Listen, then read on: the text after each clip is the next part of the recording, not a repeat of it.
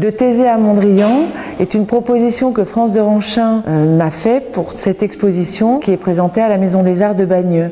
Ce qui m'a intéressé dans cette proposition, c'était effectivement montrer la dimension artistique du travail de France de Ranchin dans l'abstraction géométrique et évidemment l'exploitation donc de ce thème du labyrinthe qui se retrouve partout, des peintures figuratives, à la série des formes géométriques et à la proposition de labyrinthe donc de lumière qui est une création donc qui a été faite pour la Maison des Arts. Cette exposition des œuvres de France, il a fallu trouver une scénographie tout à fait originale. Pour ça, j'ai fait appel à un grand complice qui est Jean Cesser, qui a tout à fait le sens de la mise en valeur et de la mise en œuvre des scénographies d'exposition.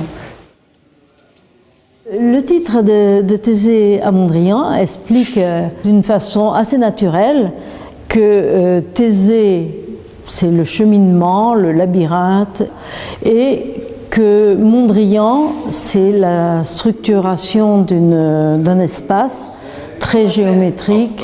Je me suis passionnée pour le labyrinthe, la symbolique du labyrinthe, et pour l'abstraction géométrique.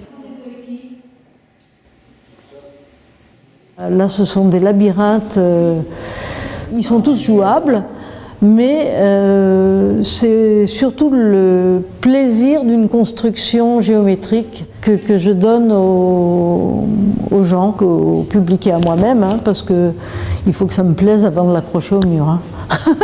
Sinon, ça ne va pas.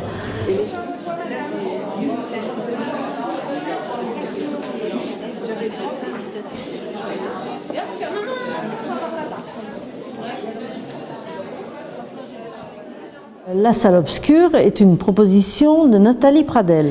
Et cette proposition m'a tout de suite bien plu, parce que c'est une proposition qui est active.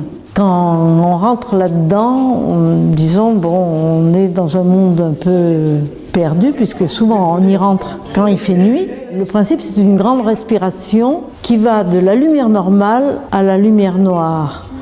Et quand la lumière normale baisse, il y a la lumière noire qui commence à jouer et qui transforme toutes les couleurs des labyrinthes qui sont sur les murs.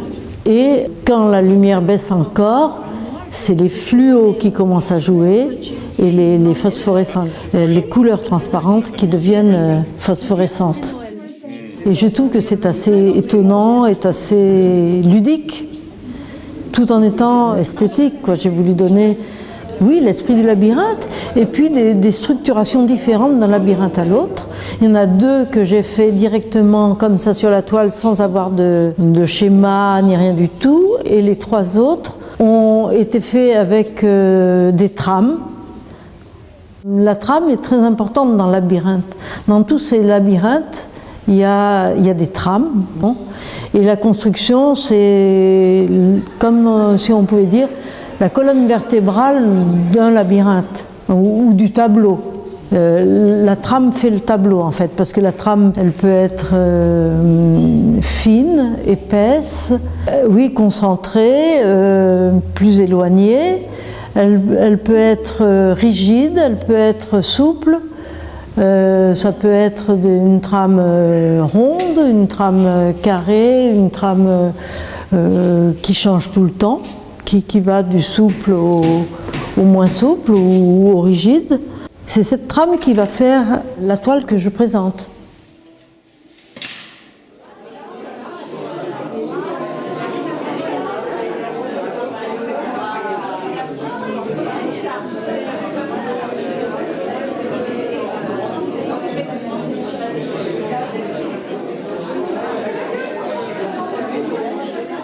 Nancy Sulmon qui m'a dit un jour: tu devrais faire des labyrinthes à main levée.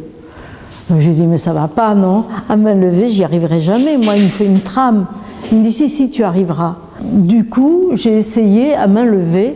J'ai pris alors des tableaux qui existaient déjà, de grands maîtres, et je les ai traduits en labyrinthe, mais à main levée, comme ça. Et finalement, ça marche bien.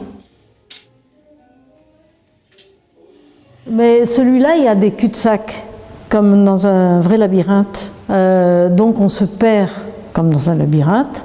Celui-là, je me fiche un petit peu du labyrinthe. Je veux quand même que ça soit jouable, donc on peut faire le circuit. Mais disons, c'est le côté abstraction géométrique qui me plaît le plus et que je vais essayer de dynamiser par la couleur. Voilà, c'est ça ma préoccupation en fait. Mais en même temps, c'est actif parce qu'il y a le circuit. Donc je tiens beaucoup à ce que ça soit toujours une abstraction géométrique active.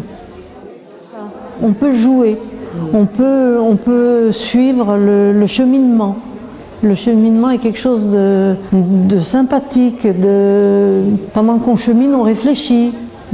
C'est le jardin. Le jardin, par exemple, quand on se balade dans un jardin, ou plutôt dans un labyrinthe, on a le temps de réfléchir, d'avoir les fleurs, les senteurs, tout ça, ça augmente au plaisir de se promener.